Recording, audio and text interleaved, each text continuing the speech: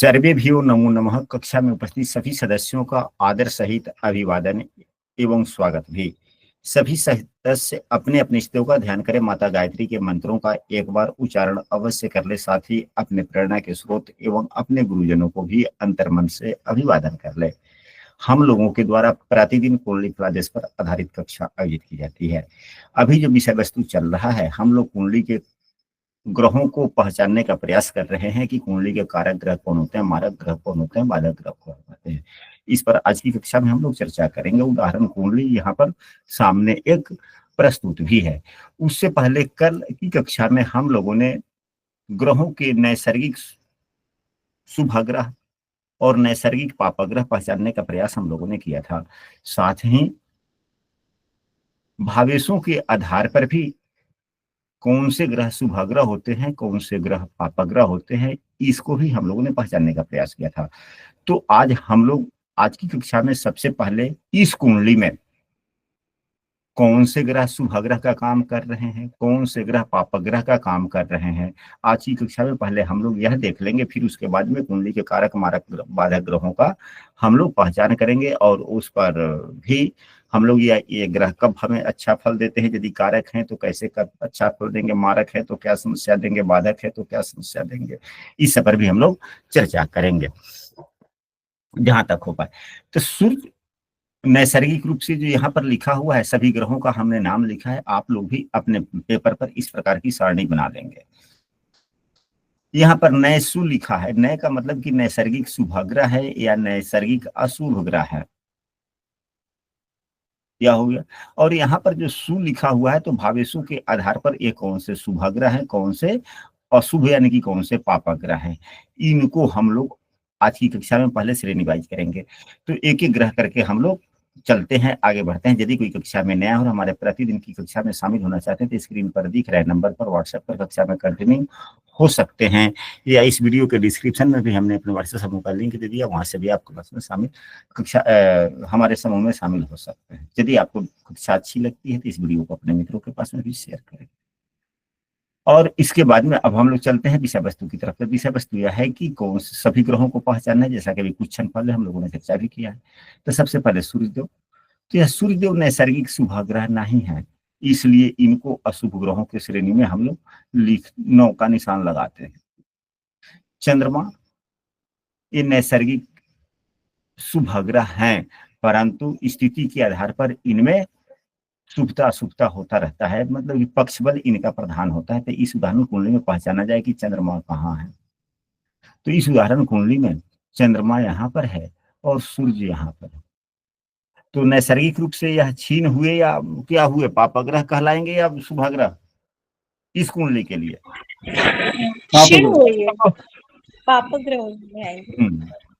हाँ, तो चंद्रमा भी पापग्रह में आ गए। मंगल नैसर्गिक रूप से पापग्रह है ही। बुध देव क्या है, तो बुध देव पर हम लोगों ने कल की कक्षा में चर्चा किया था कि यदि बुध देव शुभग्रह के साथ में होते हैं तो शुभ फल देते हैं, पापग्रह के साथ में होते हैं तो पाप फल देते हैं। यहाँ पर राहु भी साथ में है, सूर्य भी साथ में है, इसलिए युति के आधार पर सूर्यदेव क्या हो गए, अशुभ ग्रह हुए या शुभ ग्रह हो गए? अशुभ ग्रह हो गए। देवगुरु बृहस्पति शुभ होते हैं, शुक्र देव शुभाग्रह होते हैं, शनि देव नैसर्गिक पापग्रह होते हैं, राहु देव भी नैसर्गिक पापग्रह होते हैं, केतु भी नैसर्गिक पापग्रह होता है।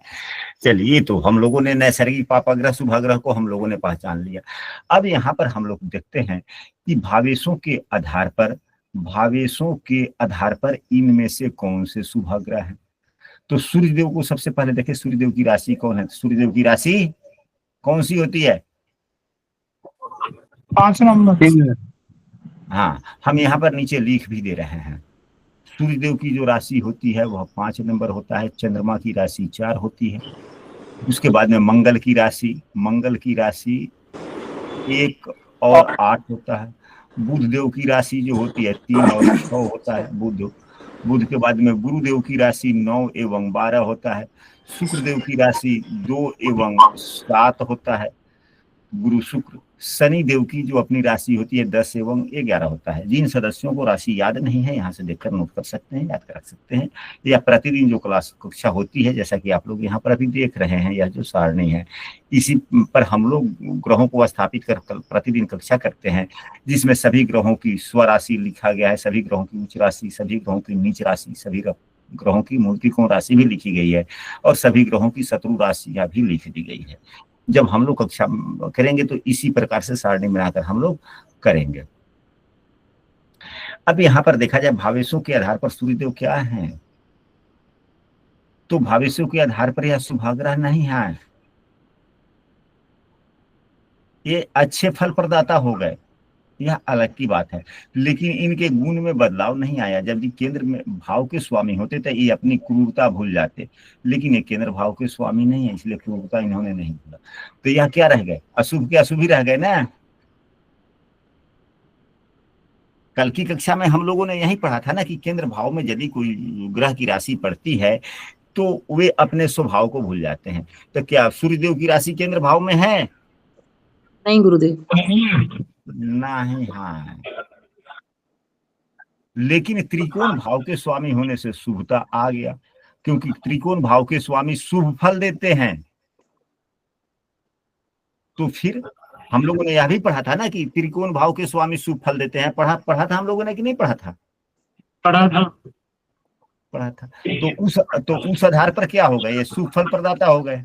हल्की क्रूरता रहेगी लेकिन इनको शुभाग्रह कहा जा सकता है, इन्हें शुभाग्रह कहा जा सकता है। अब देखिए चंद्रमा भावेशों के आधार पर केंद्र भाव का स्वामी है, तो यदि कोई ग्रह में जो वास्तविक गुण है वह केंद्र भाव का स्वामी होने के कारण वह अपनी गुणों को भूल जाता है। तो यहाँ पर जो चंद्रमा जो क्षीण हो गया, जिसमें पापत्व गुण आ गया और केंद्र भाव के स्वामी होने के कारण पाप गुण भूल गया कि पाप गुण पड़े रखे रह गया, ये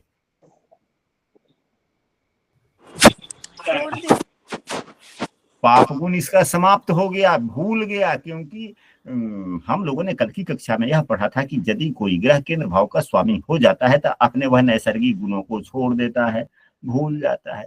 तो चंद्रमा यहाँ पर पापक ग्रह क्षीण चंद्रमा है, पापी चंद्रमा है, तो इसका तो स्वाभाविक नैसर्गिक गुण हो गया पापक ग्रह का, या क्षीण चंद्रमा हो गया, खराब फल लाता हो।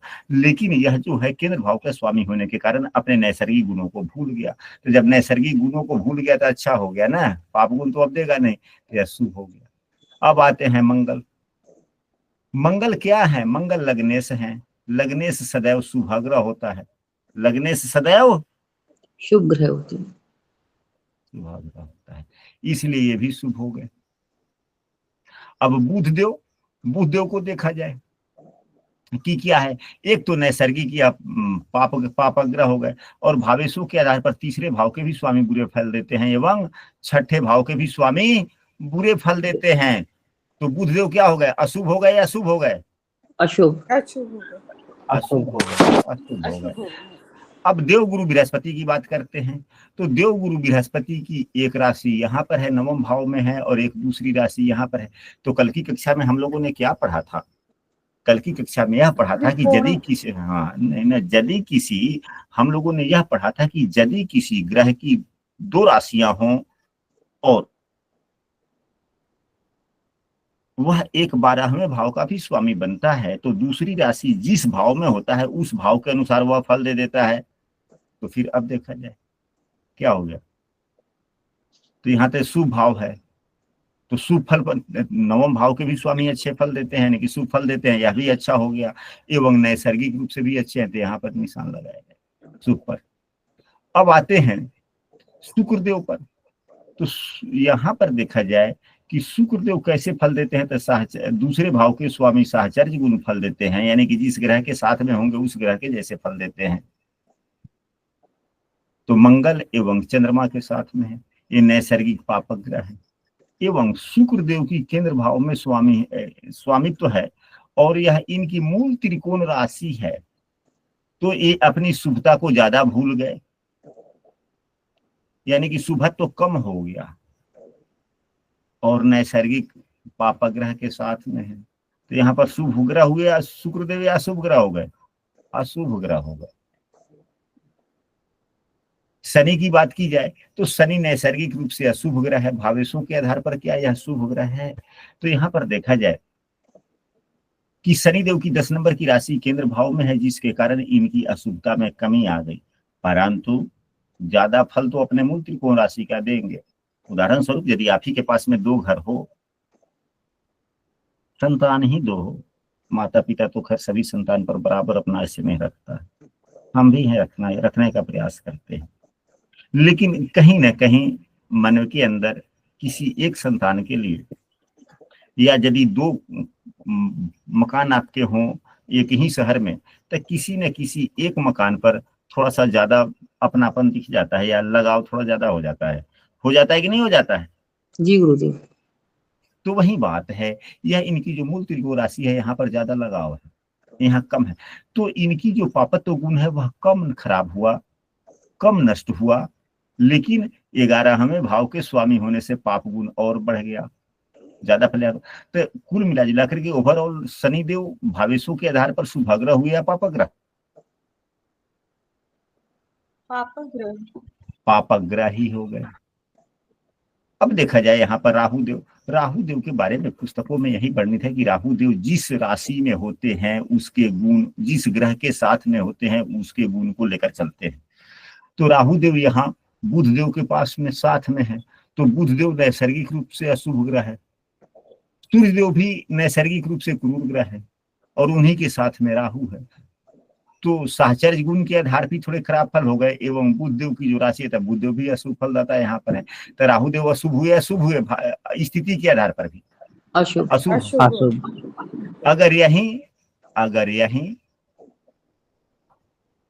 अगर यहाँ पर होते राहु देव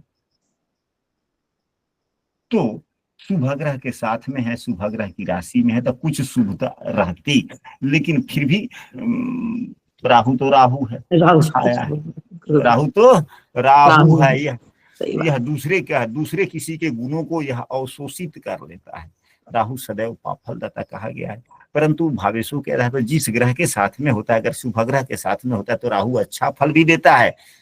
राहु की शुभता एवं अशुभता उसके स्थिति के आधार पर निर्धारित किया जाता है कि वह किस राशि में है, उस राशि के स्वामी नैसर्गिक शुभग्रह है, नैसर्गिक पापग्रह है यह, और वह किस ग्रह से युक्त या दृष्ट है, इसका भी मायने रखा जाता है। अब राहु देव के बारे में तो ज्यादा समझने की आवश्यकता नहीं है ना। नहीं गुरुदेव। अब यहाँ पर देखें कि कौन से ऐसे ग्रह हैं जो दोनों प्रकार से शुभता वाली है। तो देव गुरु बृहस्पति ही एक ऐसे हैं जो नैसर्गिक रूप से शुभ भी हैं, जो नैसर्गिक रूप से शुभ हैं और भावेशों के आधार पर भी शुभ है। तो यह क्या हो गए, अति शुभ ग्रह हो गए। क्या हो गए, अति शुभ, अति शुभ ग्रह। अब जो दोनों ही कायदों से खराब है, जो दोनों ही कायदों से अशुभ है, वह अत्यधिक अशुभ ग्रह हो गया। अब यहाँ पर इसको देखा जाए, बुध देव को नैसर्गिक रूप से भी यह अशुभ फल प्रदाता हो गया, नहीं कि पापा का काम हो गया, भावेशों के आधार पर भी। तो यह क्या देगा, ये अपनी दशाओं में समस्या ही समस्या देगा, यह समस्या प्रदाता हो गया, अशुभ ग्रह हो गया ये बुध देव अत्यधिक। अब क्या करना चाहिए, तो यदि यह भविष्यों के आधार पर अशुभ ग्रह है तो बुध देव, हम लोग आने वाली कक्षाओं में पढ़ेंगे कि कौन से ग्रह किस चीजों के कारक होते हैं। अभी हम लोगों ने यह भी नहीं पढ़ा, बहुत कुछ बाकी है, अभी तो खैर 17-18 कक्षाएं ही हुई है, धीरे धीरे हम लोग बहुत कुछ पढ़ेंगे। तो बुध देव मुख्य रूप से वाणी के कारक हैं, समझने समझाने की कारक है, समझने समझाने के कारक भी बुध देव हैं। बुध देव गुणागणित भी है, बुध देव वाणी के भी कारक है। फिर क्या होना चाहिए, तो बुध देव की जब भी दशाएं चलेगी तो व्यक्ति को इन चीजों से सावधान रहना चाहिए अपने वाणी पर, यानी कि उच्च जब भी जवाब देना हो तो रुक जाए, हाजिर जवाबी ना करें, हाजिर जवाबी ना करेंगे। यानी किसी भी बात को जवाब देना है तो अगर मौका है, समय है, तो वर्तमान में जवाब देने से टाल जाए, 2 घंटे 4 घंटे 6 घंटे बाद में जवाब दे, या 2 दिन के बाद में जवाब दे। यानी कि समय लेकर जवाब देने का आदत जीवन में ही डाल लें अगर इस प्रकार की स्थिति आए। और समझने समझाने की जहां तक बात है, तो अगर समझाने की ही बात है, अगर व्यक्ति शिक्षक है तो प्रतिदिन कुछ ना कुछ समझाना ही बच्चों को पढ़ाना, तो फिर क्या करें इसके उपाय। तो अपने टॉपिक को जब हम क्लास में जाए उससे पहले एक बार रिन्यूअल देख ले कि हमको पढ़ाना क्या है, हो गया उपाय। और भी कई कायदे से किए जा सकते हैं। अब यहाँ पर हो गए, दो तरफ से खराब हो गए, राहु देव भी दोनों तरह से खराब है तो यहाँ अशुभ हो गए। अच्छा, शनि देव भी क्या हो गए, दोनों तरह से खराब है, यह भी अशुभ ग्रह हो गए। तो यदि पापग्रह अगर अशुभ ग्रह हो जाता है तो उनकी दशाएं कष्टदायक हो जाती है, थोड़ी अच्छी नहीं होती। अब शुक्रदेव एक प्रकार से शुभ हैं, एक प्रकार से अशुभ हैं, तो यह सम हो जाते हैं, न शुभ फल ज्यादा देंगे न अशुभ फल ज्यादा देंगे। अब शेष जितने ग्रह हैं, अब एक प्रकार से अशुभ हो गए, एक प्रकार से शुभ हो गए, तो यह मिश्रित फल देंगे, यह सम फल, यानी कि न ज्यादा नुकसान करेंगे न ज्यादा लाभ देंगे, सम हो गए। तो सम का मतलब आप लोग समझ लिए, नहीं समझे? जी गुरुजी, न्यूट्रल हो गए एक तरह से। न्यूट्रल हो। तो यहाँ पर हम लोगों ने यह सीखा कि यदि दोनों प्रकार से यदि कोई ग्रह शुभ होता है तो वह अति शुभ बन जाता है। अगर दोनों ही तरह से अगर कोई पापक ग्रह है, अशुभ ग्रह है, तो अति पापक ग्रह या अति अशुभ ग्रह कहा जाता है। हाँ, अगर एक तरह से पापक ग्रह है, दूसरे तरह से अगर शुभ ग्रह है, तो वह सम की स्थिति में हो जाता है, न ज्यादा नुकसान देता है न ज्यादा लाभ देता है। नुकसान भी यदि देता है तो उतना ही देता है जितना व्यक्ति सहन कर पर देता है, और फल भी उतना कोई खास ज्यादा नहीं देता, जिससे कि एहसास हो कि हाँ भाई एकाएक फ्लो आ गया जीवन में बारूद की तरह से, वैसी बात नहीं होती। लेकिन हाँ, यहाँ पर अति शुभ ग्रह एक देवगुरु बृहस्पति है, इसलिए और यह चौथे भाव में ही शुभ ग्रह बन करके उच्च के होकर बैठ गए, भाग्य भाव के स्वामी होकर के बैठ गए, इसलिए व्यक्ति का भाग्य एवं घरेलू सुख इत्यादि अच्छे होंगे अवश्य। तो अब हम लोगों ने यहां तक तो समझ लिया कि कुंडली के शुभ ग्रह एवं अशुभ ग्रह को कैसे पहचाने और दोनों को आपस में मिलाकर के हम लोग कैसे निर्णय करें, यह तो स्पष्ट हो गया ना। जी गुरुजी। जी अब गुरुजी। विषय हाँ जी, एक हाँ जी बोला सवाल है जाए। गुरुजी। हाँ बोलिए बोलिए। अच्छा, इसमें हमने केतु को नहीं लिया काउंट? हाँ तो वही जी, तो केतु और राहु को एक ही समझे ना, तो जो गुण जो नियम राहु पर लागू होता है वही नियम। अच्छा, केतु पे भी लगे, ओके ठीक है, हाँ समझ हाँ गए। हाँ, दोनों ग्रह एक ही है, दोनों ही छाया ग्रह है। हमने सबसे पहले जो शुरुआत जो कक्षा हुई थी वहां पर हम लोगों ने यह चर्चा किया था कि राहु केतु कोई ग्रह नहीं है। ये जो पृथ्वी के चारों तरफ जो चंद्रमा जो घूमता है, अपना जो चंद्रमा शुभ ग्रह, स्त्री ग्रह भी है पुरुष ग्रह भी है, दोनों ही समझ सकते हैं। वो मन का कारक है, माता का कारक है, इसलिए स्त्री ग्रह कह दिया जाता है, लेकिन वास्तव में तो चंद्रमा पुरुष ही ग्रह है। जी। तब तो चंद्रमा के पुत्र हुए बुध देव। खैर जो भी है वह हम लोग यहाँ पर विशेष चर्चा में नहीं पढ़ना चाहते, हो सकता है कि हमारी जानकारी कुछ कम भी हो सकती है, तो यह वाली बातें होगी। अब हम लोग आगे बढ़े इस विषय वस्तु को अब छोड़ करके, यानी कि टॉपिक बदलते हैं, कुंडली के कारक मारक बारक ग्रहों, कारक मारक एवं बाधक ग्रहों को कैसे पहचाने, इस टॉपिक पर आया जाए अब।